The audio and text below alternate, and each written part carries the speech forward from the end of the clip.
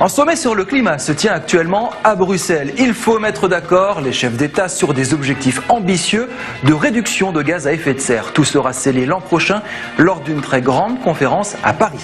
À Vendenheim aussi, on parle climat, réduction de CO2, changement de mentalité, en tout cas dans l'appartement de Carole Guth, une militante écologiste.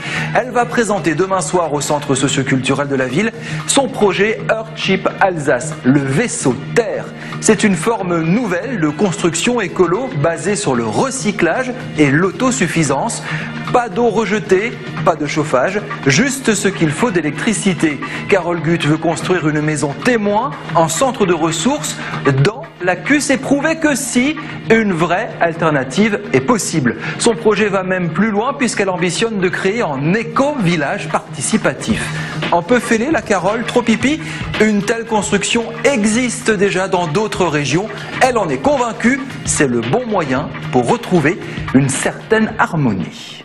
C'est une construction bioclimatique qui est semi-enterrée et qui est complètement autonome en énergie, en eau et en nourriture. On utilise comme matière première des matériaux qui ont besoin d'être recyclés. Donc on travaille avec un principe d'économie circulaire qui est intéressant puisqu'on va reprendre des pneus de voiture, on va utiliser des bouteilles, on va utiliser des canettes, on va utiliser après tout ce qui est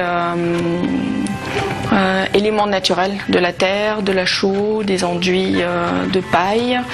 On va récupérer de l'eau, on va l'utiliser 4 fois dans la maison là où on l'utilise une seule fois dans une maison classique.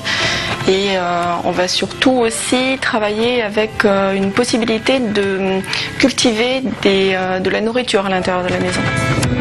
C'est un architecte américain qui s'appelle Michael Reynolds qui a commencé à construire ses maisons dans les années 70.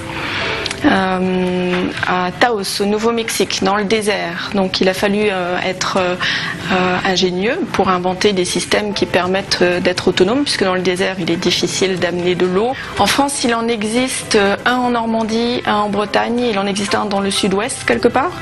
Et on commence tout doucement à s'y intéresser. C'est faire un pas en arrière pour aller plus loin en avant. Parce qu'il y a peut-être un côté effectivement où on se retrouve pour construire ensemble. C'est peut-être le côté hippie et communautaire qu'on peut retrouver. Mais je pense que c'est aussi...